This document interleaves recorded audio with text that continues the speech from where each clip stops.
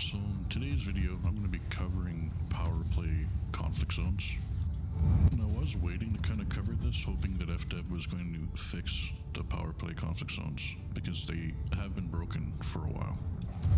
Since it seems like they're not going to be fixing this anytime soon, I figured I'd cover this video now. And part of what I'm going to be discussing is explaining exactly what is breaking the conflict zones that are specific to PowerPlay, so you can avoid those systems and be able to find the systems where the conflict zones are actually going to work properly.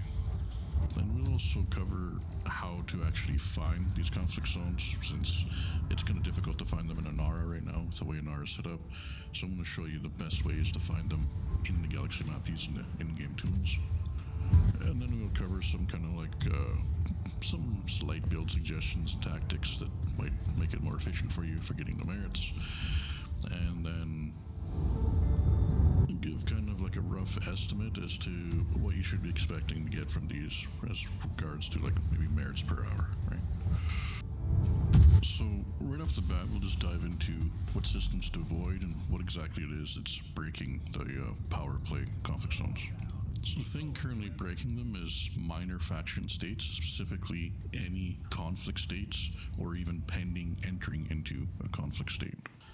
Now, if you're not familiar with what I'm talking about when I say faction states and conflict states and minor factions, maybe you're new to the game or you don't have maybe much understanding of the background simulation yet, I'll give a quick summary of what I'm talking about. So if you ever docked at a station, at any station, and you go to the mission board, you're going to see a bunch of factions.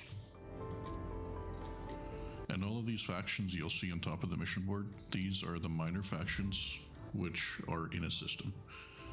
Now, every bit of player activity that you ever do in a system is going to influence the standing of that faction in the system. And you can see down here, you got the influence percentage of this faction, right?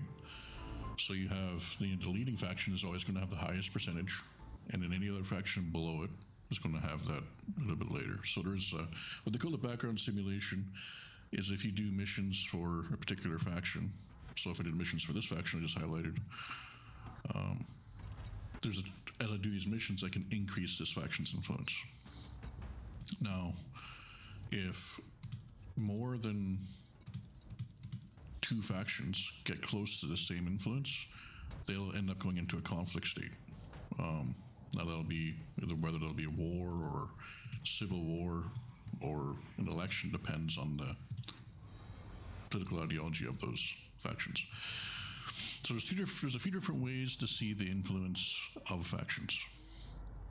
There is, of course, the mission board. You can scroll through like it was, and you can see them there, right? The other way is when you enter a system, if you don't want to dock at a station, if you go to your right-hand panel here and you go to status, this will show all of the factions within a system. And it again shows their influence percentages, and on the very bottom, current states, it shows which states they're in. This will not show a pending state though on this right-hand panel. Now the other way to see the influences of factions is in the Galaxy map. So you click on a system, and if you go to your system information and go to your factions, again you'll see the list of all the influences, and then you can kind of scroll down and see what states they're in, right? So the reason this is important is to let us know which systems to avoid when we're looking for systems that are for PowerPlay, where the conflict zones are actually going to work or where they're going to spawn. Okay, so any system where the minor factions are at war, civil war, or election, or pending either of these three, and pending just means they're about to go into one of these three conflict states, the PowerPlay conflict zones will not work. That's a very important thing to understand. And also expansion or pending expansion will also stop the conflict zones or PowerPlay conflict zones from spawning as well. So now we'll get into how we actually find these. Now, Inara is not a very good site to use, and I will explain that in a little bit more detail here in a moment. But the way that you really want to find them in game is you want to use the in-game tools. It's the best way to find your conflict zones. So if you're trying to find contestant systems, when you're in your galaxy map, you come here to your PowerPlay tab, make sure you select it, and you want to just deselect everything and only put your own, just highlight your power after you've toggled powers off, and then just deselect all these things, all the filters, and only leave the contested filter on with the, the swords, I guess. Now, when you're going around and you start clicking on these systems, if you want to make sure it's a system that's not going to be broken, if you've been to this system at any time before, or a system that you find, and you've sold your data since you've been there, since you discovered it, you will permanently have the system information you can access. And it always updates. So we can come into the system, we go to factions, and we can just scroll down along this list and see if there's two factions that have identical influence. Because whenever a faction is either going to pending a conflict state or is in a conflict state, their influences will match exactly like this and will stay locked at identical influences until that conflict state is over. So this first system I've clicked on already, I know there's no point me even going there because the conflict zones will not work. Because this is in a war, I know that the PowerPlay conflict zones will not work there. And just to demonstrate that, we will just go ahead and travel to that system.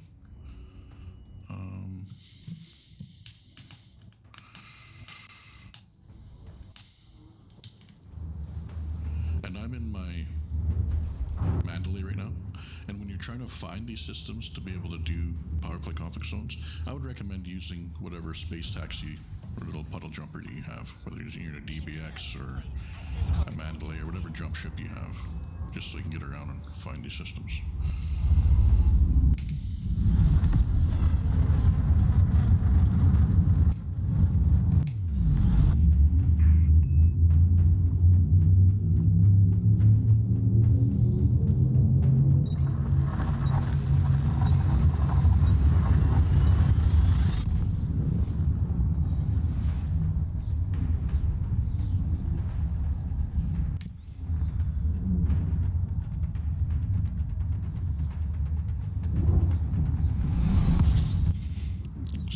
System, if we go to our navigation panel, we'll see these conflict zones like the one I have highlighted right now. This is a minor faction conflict zone.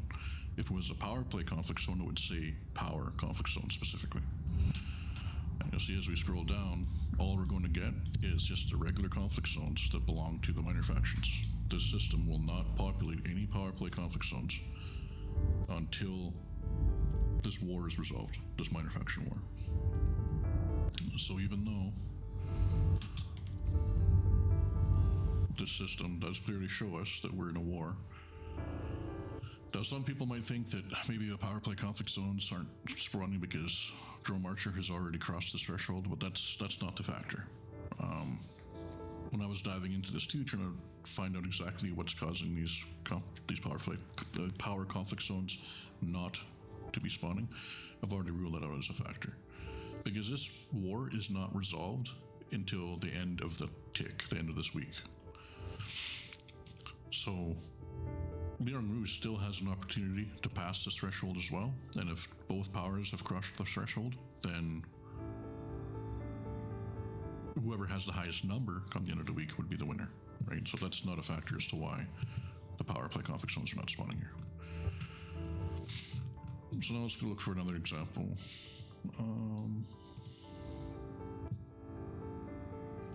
So here we can come through and look, and again we just look through the percentages of influence, and we see there's none of them that are identically locked together.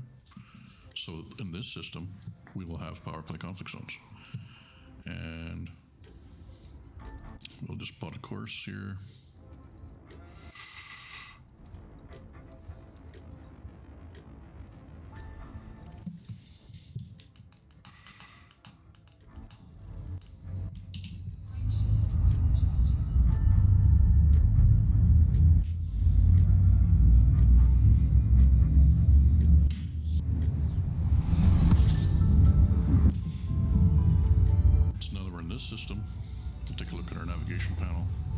And there we go. PowerPlay or power conflict zones, right? So war, civil war, these conflict zones won't spawn, period. You'll only get the minor faction conflict zones. Now these will all be medium intensities. I don't know if this isn't working as intended or if it's a bug, but power conflict zones don't spawn in anything other than medium. There's no high intensity or low intensities. I guess they're all the same range. So I'm not going to fight this conflict zone in my Mandalay, of course, but I'm just going to drop into it to show you that it's actually going to work because we don't have any issues in this system.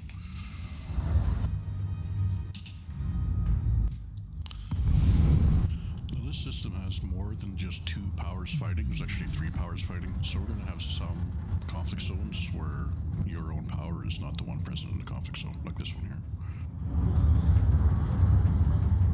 So as you can see, the PowerPlay conflict zones are populated. And we'll look and see what the powers are. So that's Nevin Mahone. And this particular conflict zone, neither of the powers belong to me. So this is a Edmund Mahone, Leungru. And we would still be able to enter this conflict zone, and we'd be able to blow up ships on both sides. So if you came in here with like a PvE Corvette or whatever ship that was just really outfitted specifically for just being efficient killing PvE ships, you can come in here and kill everything, and you're going to get merits for either side. But what you're not going to get is you're not going to get the progress bar like you do when you're normally in a conflict zone, showing you that you're close to completing. You're not going to get a battle win victory if you're in a conflict zone that does not belong to your own power.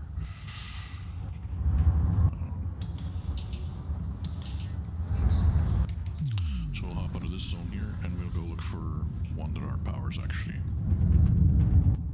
is part of.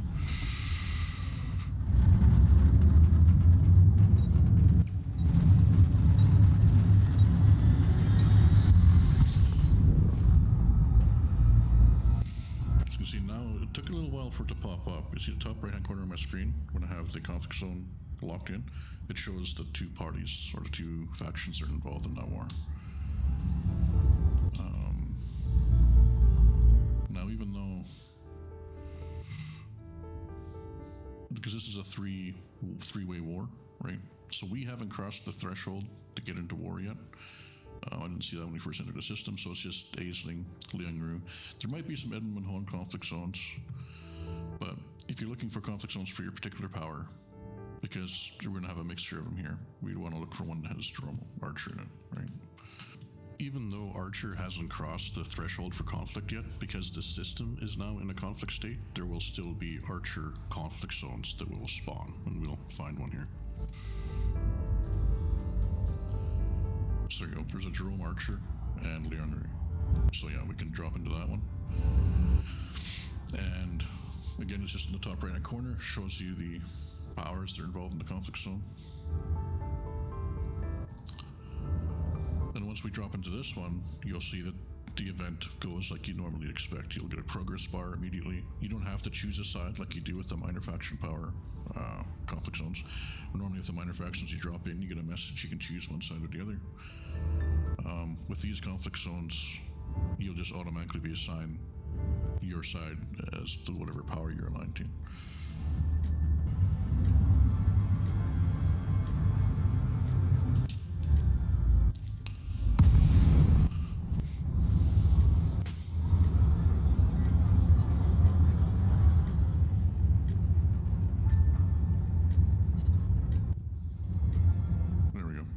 So we're entering into it, and you see because we're pledged to one of the sides that's in this war, the event automatically starts. We get the progress automatically, and we've already got green and red ships, right? We don't have to choose a side.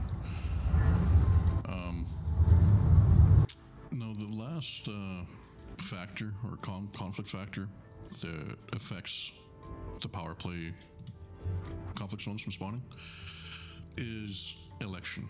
Now, election is technically a violent conflict state, so when factions are in a state of election, they don't spawn their own conflict zones.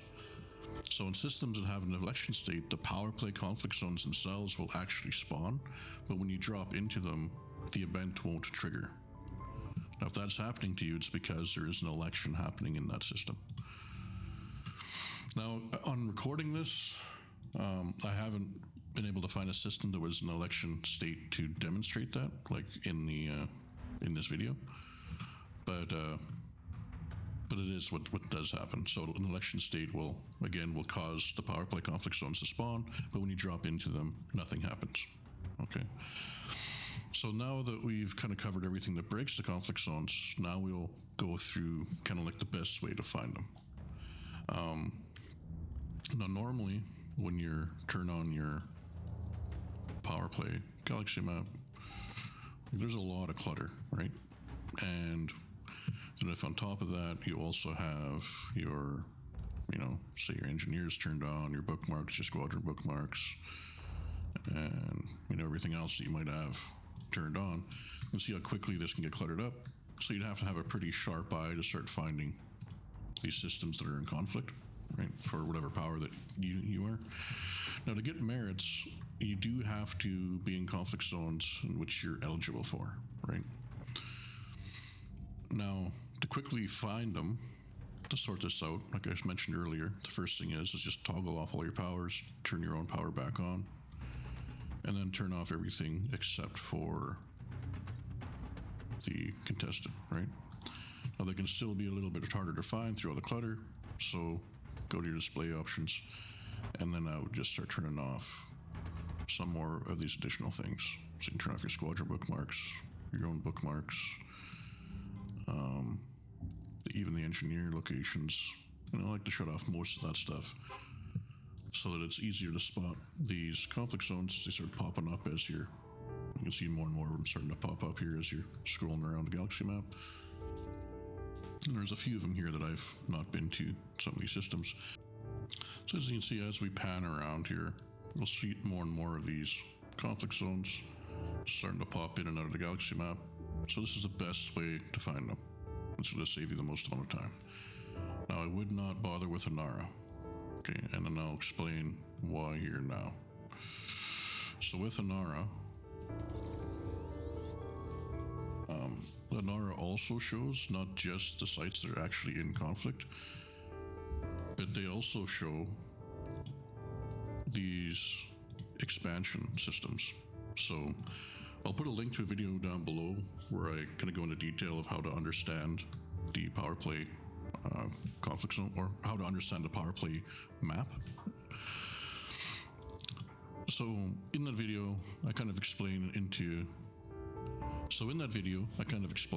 the difference between these markers, right? So if you have just a single circle around the system, that just means it's unoccupied, and that there's no power that has crossed this first threshold. If you have two circles, that means that there's at least one power that has crossed this first threshold. And then if you have two circles and across swords, that means at least two powers have crossed this first threshold, and that's when the conflict zone. That's when it's actually contested, and that's when the conflict zone is going to start. Now with Inara, if we switch over to Inara, I'll show you why it's not a tool to use. So if we go to Inara, and I've already set a filter here, so we have my power selected, right? So I'm going to Drone Archer, PowerPlay state contested, which is what I want to search for, and we're going to hit search. And you're going to see we're going to get all these systems that are going to be listed. Now the problem is most of these systems are not actually in contested.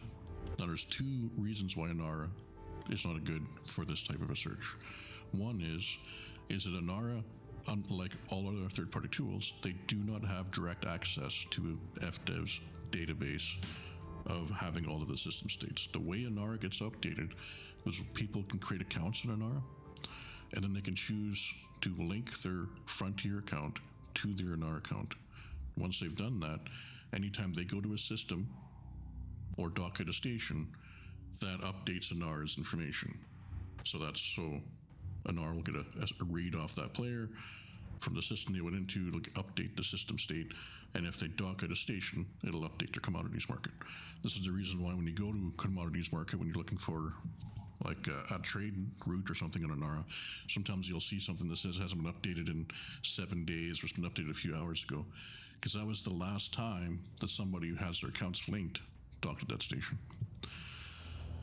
Now there's a lot of players who don't link their accounts for whatever reason. It might be for privacy reasons or whatever reason that they have. There's a lot of players who don't link. I'm not here to try and tell you should or shouldn't link. That's a personal decision for you. I'm just explaining that's one of the reasons why NR is not accurate to dynamic things, stating, just whether or not a system is what state it's in, what config state it's in, what PowerPlay state it's in. That's not updated live because of that reason. Secondly, NR seems to be including systems as called contested as soon as just any single power crosses that threshold. So we can grab some of these at random. I'll just grab this one here.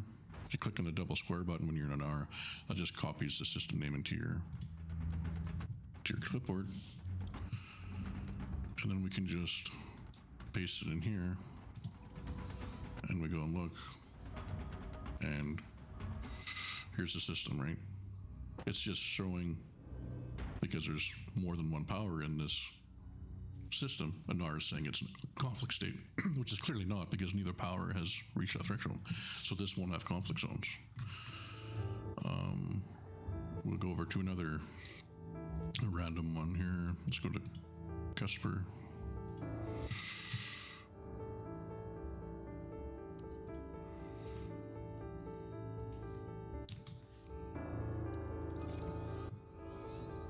Let's see again. There will not be conflict zones here because nothing's crossed that threshold. So if you're using a NARA trying to find a system that has conflict zones, you can end up chasing your tail for quite a while trying to find these systems. Whereas, we can just find them in the galaxy map just nice and easy. So again, we'll just go down and we'll turn off this expansion. And now that we're left with just the conflict zones, now we can see there's 4 of them right here, right? And so using the galaxy map in-game tools is much, much easier. It's really the only way that you're going to reliably find these conflict zones. You can find them nice and easy, right? And the biggest thing is just clearing up your galaxy map so you don't have the distractions, and setting your appropriate filters here in your galaxy map as well. So now that we've gone over what's breaking the conflict zones and how to find them efficiently, now I'm going to go over kind of what your build should be and kind of what you should expect for your merit payouts. So this is just a real quick build suggestion for a Crate Mark II. Crate Mark IIs are fairly accessible ships to pretty much everybody. So if you're kind of new to combat, you want kind of a suggestion for kind of a good PvE build, this is kind of what I'd recommend. It's a good start specifically for this activity. This is got 1 or 2 large beams, 1 large multi, and the 2 medium multis for the hard points. For the engineering, I got a thermal shock, it can be anything. That's there for whatever. This is a leftover hard point I had from another build. But thermal vent in the beams just to help manage the temperature a little bit. Concordant sequence is if you're with a wingmate, you can help heal their shields a little bit if you need to. And then we have your thermal shock. Again, this is from an old PvP build that I recycle these hard points from. But the main thing is corrosive. Rather than thermal shock for these other 2 multis, I'd recommend going oversized rather than thermal shock, just because it will give you a little bit more damage. It's key to have corrosive shell though on at least 1 of the multi-cannons, so that way after you take the shields down, that reduces the ship's armor rating or resistances by 30%. Makes it a lot quicker to kill the enemy ship. And then the beams, just for taking the shields down on the enemy ship. These PowerPlay conflict zones last a lot longer, so this combination of beam lasers and multi-cannons is just for longevity and for ammo in the zone, so you can just kill as many ships as you can before you have to leave and reload, just for some efficiency. For manifest scanner, to be honest, I don't know why I have that on here. I think this might be from us pirating, but what I do with your boosters is I just have a heavy duty, a resist augmented, and another heavy duty. And with my engineer, my shield itself is thermal resist. So with that, you'll get a pretty good basic. And this build's not even min-max build. This is an old build I had from a long time ago, and I never did finish it. and it was like a multi-role ship. So, but I'll have a video of me using it in the zone here afterwards, so you can kind of see like a mid-range engineered ship is still fairly effective. This is literally just scabbed together of leftover modules that I had sitting on my carrier forever.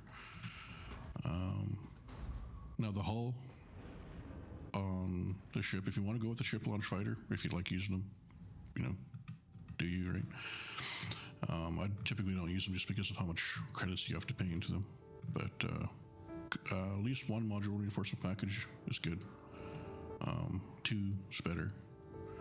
I've got an operation up its controller here because this is just my general PvE sort of PowerPlay ship if I'm going to go hacking hull things or whatever, right? And all my other hull packages are just all reinforced or all heavy duty grade 5 with deep plating for everything. The core is reactive composites for your main hull, and it's reactive armor. I engineer lightweight to have a little bit extra speed, and you still get some pretty decent stats with that. Thrusters, pretty much in any combat ship, you're always going to want to just go dirty drive with tier 5 with drag drives. But there's the only exception to not using drags as your special effect is if you're using like the class 3 thrusters, like the advanced thrusters. But those are the only times you're going to do anything other than dirty drive with drag tuning on a ship. And whatever else you want to put in here, it's really up to you. You could derate your sensors to get the ship a little bit more fast if you derate the thrusters and then long range them at the class 3.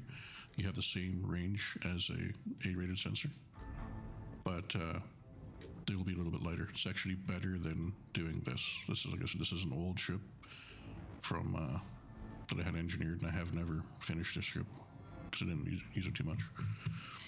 So the moderately engineered ship, Crate Mark III is a good solution. And like I said, hardpoint wise here, I'll include a clip if you're maybe getting a few kills with it to show you how efficiently it can get your kills. And some other ships that would be good would be like a PvE Corvette. I don't have a PvE Corvette set up right now, but it's just not a ship I fly very often anymore. But the similar thing, if you put 2 huge multis on it and a bunch of beams, it's just to conserve your ammo. It's very effective. Same thing with an Anaconda. But mainly, what I fly these days, most of these things, is my Python Mark II and now the Corsair as well. If you are going to use Python, it's not really suited for PvE too much. Unless you're using multi-cannon builds. And it gives a distributor, so undersized for 4 large hardpoints. So it really only favors kinetic builds. It's hard to use energy weapons on a Python. And I'll go over like some builds and build theory here in more detail in the video I have coming down the road. I just wanted to give a rough idea of what you can do with the crate. I'll have another video coming down. I'm still working on editing it, going over in high detail build theory and understanding engineering and understanding your ship stats. So I'll dive more into builds in those videos and engineering, and even go over some of my builds in more detail. But I just quickly want to show an example of what a modern engineered crate with some basic weapons can be effective. You don't have to have necessarily the best meta ship and the meta weapons to be effective in this. There's not a lot of danger in the zone. They are moderately engineered ships to be fighting in the PowerPlay conflict zones. It's mainly the hull that's really a lot stronger than you normally face against other ships. So you want to focus power plants. You don't want to just be zeroing the hull all the time. You're going to consume too much ammo. And you shouldn't be in really too much danger. They don't seem to hyper-focus too much, and their weapon loads aren't anything too crazy. So you should be fine. And as far as the amount of merits that you should be making, in this video in the background here, I'll play some kind of like a compilation of different kills so you can see kind of how much merits you get from various different types of ships as they're being destroyed. And then the video will just finish with just a compilation of kills. But if you're by yourself in a build like this crate, I would say 25 to 30,000. 25,000 would probably be a pretty safe number. That's the way you can get with merits per hour. If you have a wingmate of friends and you're moderately capable of combat and you're hyper-focusing targets, just dropping targets every few seconds, you could easily make 50, 60,000 credits an hour in as conflict zones and power conflict zones. But the main thing of this video was just showing how to find them and how to get them working, because they're so broken and there's so many things that were causing them to break. I just wanted to mainly cover that. It isn't necessarily a merit meta. If you got a wingmate of people and you're doing 60k an hour, that's not too bad. That's pretty much on par with a lot of the other ways of making merits. But it's just an alternative to mining and hauling, right? Just gives some better, has some alternatives to do it if that's not your interest. So with that, that's all the information I got to give in this video. I'll listen to the video play at the end and do a compilation of kills so you can kind of see what's out there. And we'll have some more PowerPlay related videos come out soon, as well as I'm finishing up the final details of the material gathering and engineering videos. Content-wise, they're done. I'm just finishing the editing. I'm also going to put in the description a link to an issue tracker I created for this. So if you want, maybe click on it and upvote it, and maybe we'll get FDev's attention to it, and they can kind of fix this issue with the PowerPlay conflict zones. Just last thing I'll point out is for these PowerPlay conflict zones, it's very similar to the minor faction conflict zones, where they'll spawn in special activities. Like maybe there's an enemy lieutenant that you have to kill, or else there's the war correspondents that you have to kill. Those kind of ships, when you take them out and have special activities, you will get like 600 plus merits for each one of those targets you take out. So they're definitely worth focusing on when you see the announcement that they're having those special instances in the conflict zone. And with that, that's the last of the information I have to give you. We're going to miss this video. The rest of the video from here on out, it's just going to be playing a compilation of kills. Just to give an example of what you can expect from kind of the average ships, and I'm using several different ships as well for some of these kills, which you can watch if you want. Mic check. I just got the kid to sleep. About to jump back on. I don't. Just formatting this hotel. I do like the buttons on the side of the I have 12 buttons, like one's just for the system map,